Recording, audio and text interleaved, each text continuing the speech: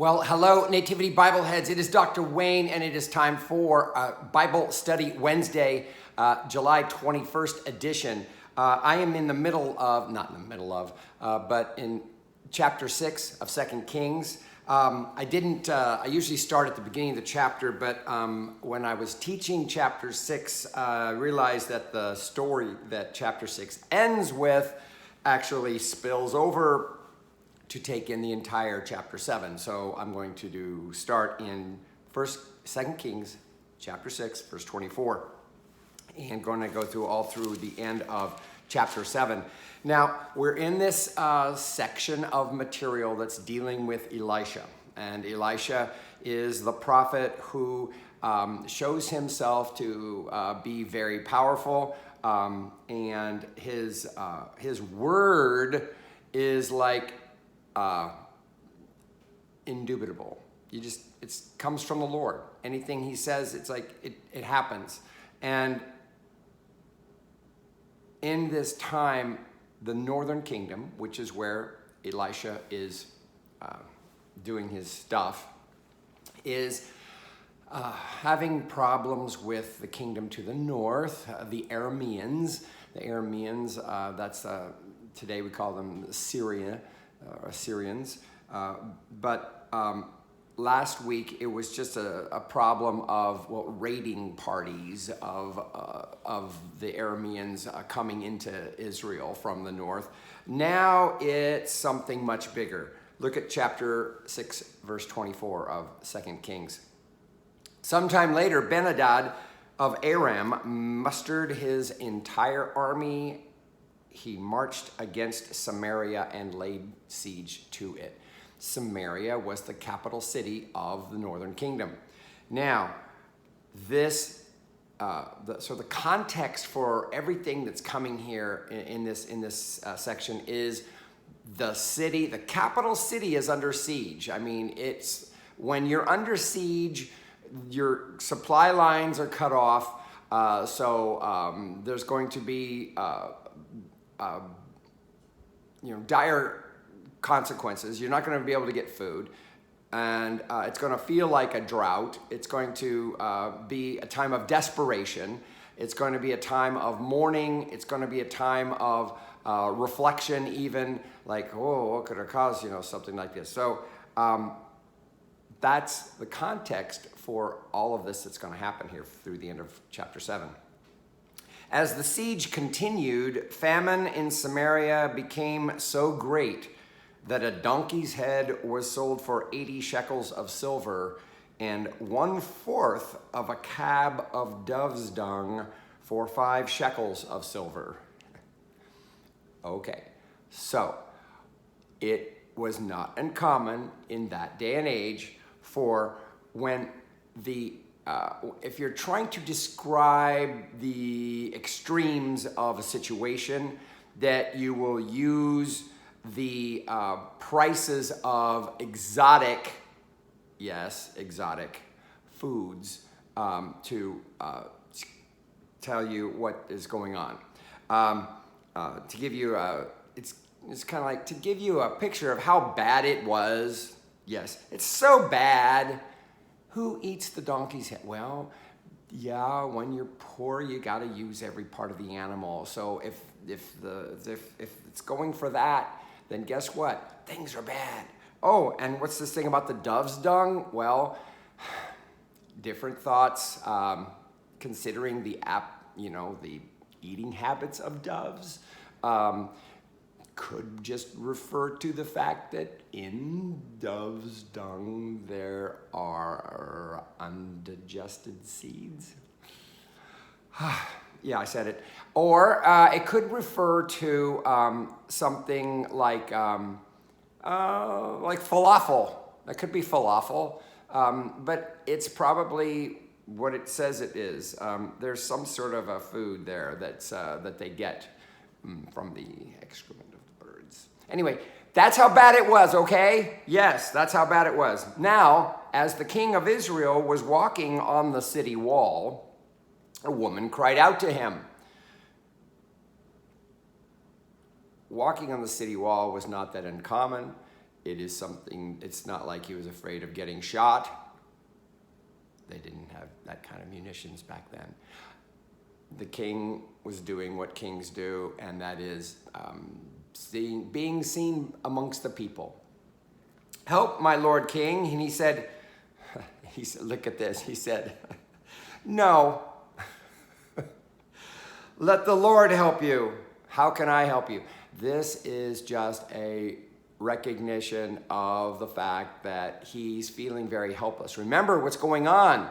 They're being laid siege. Now, obviously, this isn't a time when there's ballistic warfare going on, because he wouldn't be just walking up on the city wall. But he's like, I can't stop this siege that's going on, that's affecting, remember, supply lines get cut off. People are hungry. And he's like, I don't, obviously, I'm not your man. But then look what he says. How can I help you? From the threshing floor or from the wine press? The threshing floor is where you get grain. The wine press is where you get beverage, wine, right? Which is what they used back then. Both of them are realms of Yahweh, because they result in what is eaten and drank from what they grow, grain, wine. Get a little Eucharist reference there, the bread and the wine. Well, from the threshing floor or from the wine press, the activity of Yahweh, the most basic staples of food. He's basically saying, yeah, really? It seems to be out of my hands.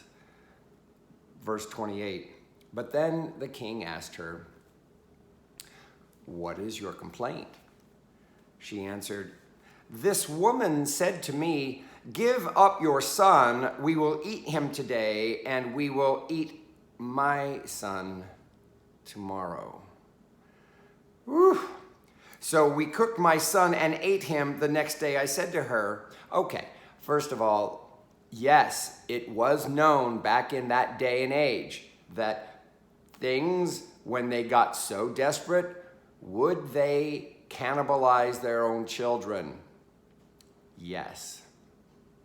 This woman is coming to, so I know we're disgusted by it, but you know what they called that back then? That's normal under these kinds of dire circumstances. It's not normal, new normal, old normal. It's normal if you consider the fact that, is it something that we have a record of people doing back in that day and age when there were desperate times for food? Yes, it did. But she's got a justice question. This is all about justice. Look at this. And the king is the person to go to for justice, by the way. The next day I said to her, give up your son and we will eat him. So that was part of the deal, right? But she has hidden her son. So she reneged on the deal. When the king heard the words of the woman, he tore his clothes.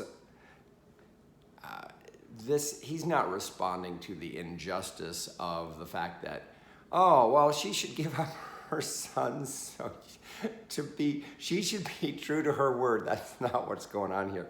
He's upset that the fact that, oh, wow, things are this bad that people are cannibalizing their children, and now I got to deal with this. When the king heard the words of women, he tore his clothes. Now, since he was walking on the city wall, the people could see that he had sackcloth on his body underneath. This is what you wore during, especially if you're a king. It's a sign of national repentance and extreme grieving for the situation, and it's important. It was important that he be seen in this mode. For the sake of the people. And he said, so may God do to me and more. Okay, he's saying, may I be, cannibalized or basically dead. If the head of Elisha, son of Shaphat, stays on his shoulders today. So he's basically blaming this on Elisha. He knows Elisha has the ability to bring the word of the Lord, and the word of the Lord is usually good news, especially when it comes to the fact that there's a drought going on, or there's a famine going on here, or a siege. There's like, he views Elisha as like, well, he's got the power to deal with this. I don't, but he does. So therefore, what does he say? Well, off with his head. Off with his head. Yes. Verse 32, so he dispatched a man from his presence. So he's like, I'm going to go kill Elisha. It's like, you could have prevented this, and you're not going to do anything about it. You might as well be dead. Okay. Now Elisha was sitting in his house, and the elders were sitting with him. Before the messengers arrived, Elisha said to the elders, remember, Elisha always knows what's going on. Are you aware that this murderer has sent someone to take off my head? He's referring to the king of Israel and saying, oh, you guys should know this. He sent some people here to kill me and cut off my head, or just FYI. When the messenger comes, see that you shut the door and hold it closed against him. So it's like, okay, they're going to be very persistent, and I'm going to need your help in keeping the door closed so they don't barge in and rush me and cut off my head. Okay, so I need your help. Is not the sound of his master's feet behind him? They're saying, well, if those people hit the door, that means that the king is not going to be far behind. Verse 33, while he was still speaking with them, the king came down to him and said, this trouble is from the Lord. Why should I hope in the Lord any longer? We don't have any evidence that they've gotten the door open, or that the king is actually talking to Elisha face to face.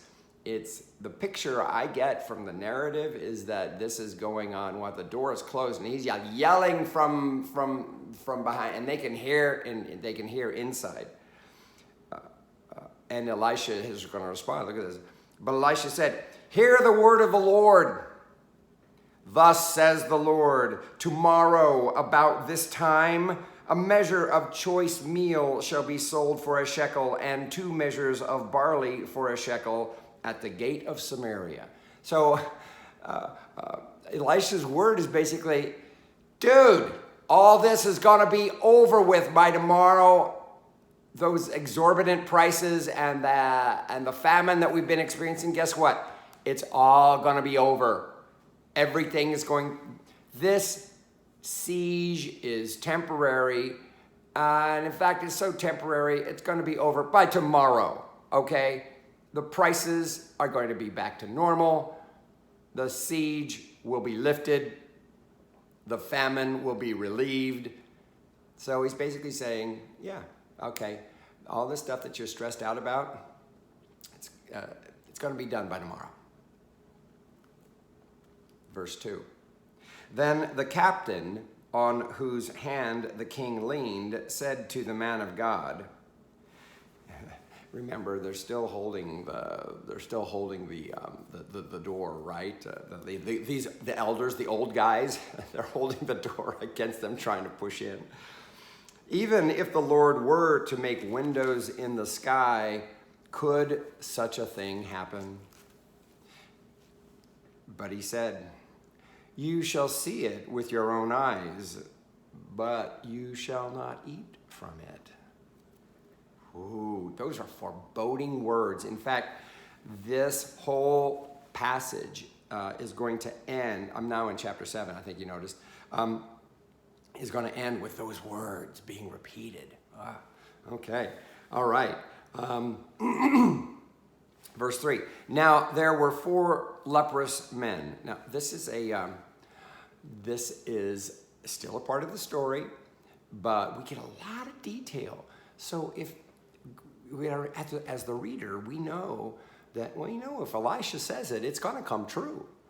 And so instead of the storyteller just saying, oh, and all was fulfilled. No, we get details. We get lots of, as they say, hella details here, okay?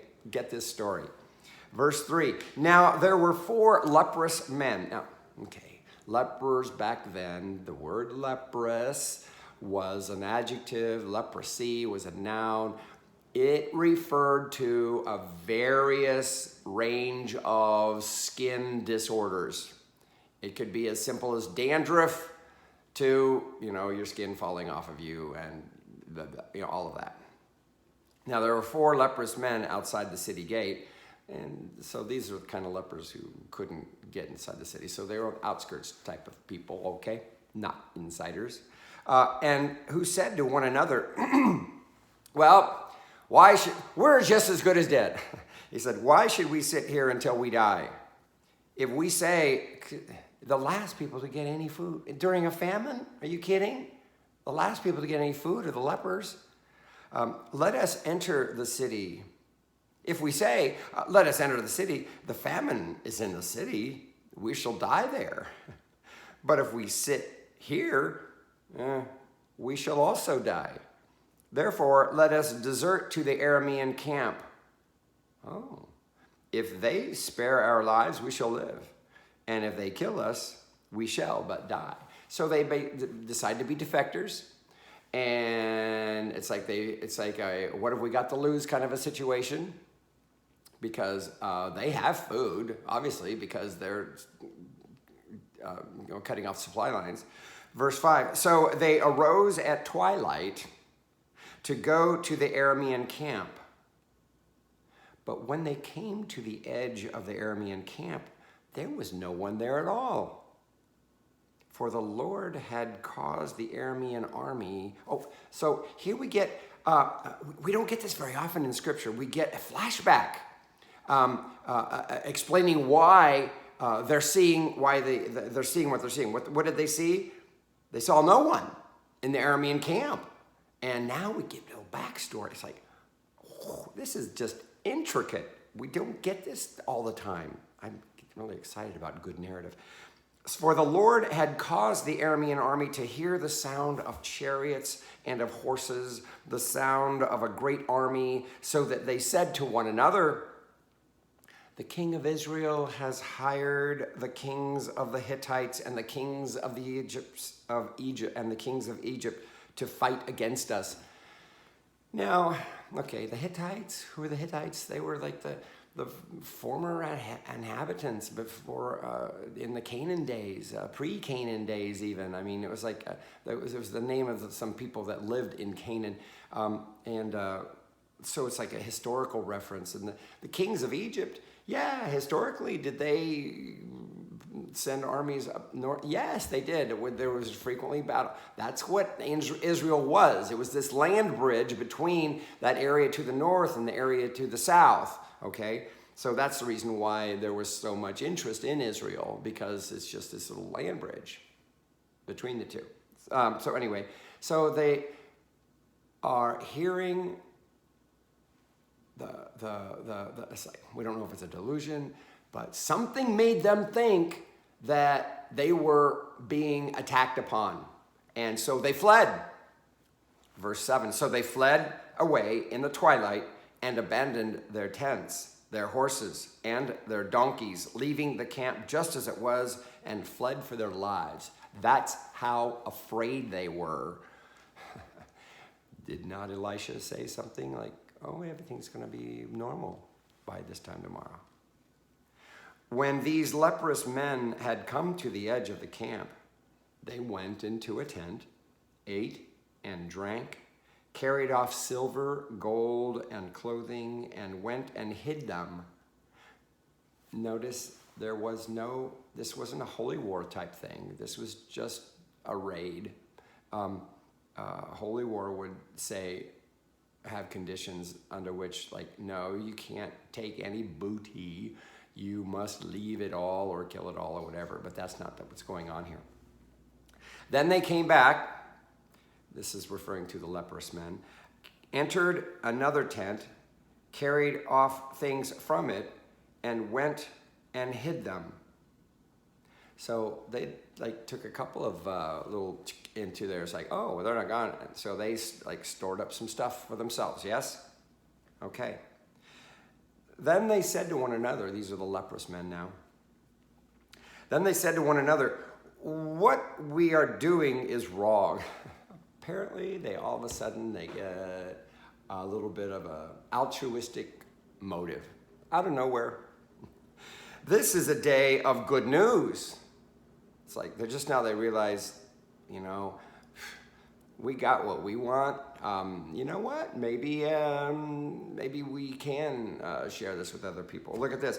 If we are silent and wait until the morning light, we will be found guilty. It's like they know that the gig is going to be up, that they're going to become known. It's going to become known that this is available, that the Arameans have left and that they evacuated and that they left our stuff. We will be found guilty. So they already, it's like, oh, wait a second. This could be bad news for us. We could be really in trouble. Therefore, let us go and tell the king's household. So it's like, you know what? We might as well just come out with it because they're going to find out anyway. So they came and called to the gatekeepers of the city. So they came, they went to the city of Samaria, and they told them, we went to the Arameans' camp, but there was no one to be seen or heard there. Nothing but the horses tied, the donkeys tied, and the tents as they were. They didn't even ride their animals out. They just scurried away on foot. Verse 11. Then the gatekeepers called out and proclaimed it to the king's household. So the news gets in. It does get into the king. The king got up in the night and said to his servants, I will tell you what. So obviously he heard them, and obviously he has thought about what's going on, and he is now devising a strategy. So let's see. I will tell you what the Arameans have prepared against us. They know that we are starving, so they have left the camp to hide themselves in the open country. So he's like presuming a motivation and seeing this as, okay, well, this doesn't mean the attack's over. This just means that they're trying to set a trap for us. Thinking, when they come out of the city, we shall take them alive and get into the city. So he didn't take it as like, oh, well, the siege is over. No, he took it as like, oh, this is just a part of their plan. Verse 13, one of his servants said, let some men take 5 of the remaining horses, since those left here will suffer the fate of the whole multitude of Israel that have perished already. Let us send and find out. A little scouting party kind of a thing. Verse 14. So they took 2 mounted men, and the king sent them after the Aramean army, saying, go and find out. When he said they sent them to the go and find out, they already go to the camp, right? So they went after them as far as the Jordan. The whole way was littered with garments and equipment that the Arameans had thrown away in their haste. So apparently they saw the trail of the fleeing army. Even though they left everything, apparently they took something with them because they left a trail, okay? So the messengers returned and they told the king. Okay, let's see what that's that. Yeah. Then the people went out. So apparently the king believed him. The king proclaimed this to be the case. So the people and plundered the camp of the Arameans. So he basically gave everybody the all clear. So and here's where that thing that Elisha said earlier. So a measure of choice meal was sold for a shekel, and 2 measures of barley for a shekel, according to the word of the Lord. That's what all these stories are about, quite frankly, these Elisha stories. They're about how the word of the Lord is what carries the day, always. The word of the Lord is always what carries the day.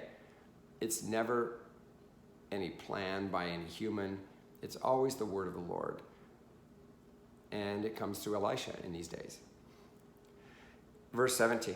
Now the king had appointed the captain on whose hand he leaned to have charge of the gate. The people, remember that? Remember the captain who mentioned, oh, this isn't going to happen, basically when Elisha said what Elisha said, this captain had said, piffle, oh, piffle, that no way. And what did Elisha had said? What? You shall see it with your eyes, but you shall not eat from it. Oh, so look at this. Now the king had appointed the captain on whose hand he leaned and had charge of the gate. The people trampled him to death in the gate, just as the man of God had said when the king came down to him. So Elisha's word comes to fruition. He did see it, even though he didn't believe it, and he did not eat of it because he gets trampled.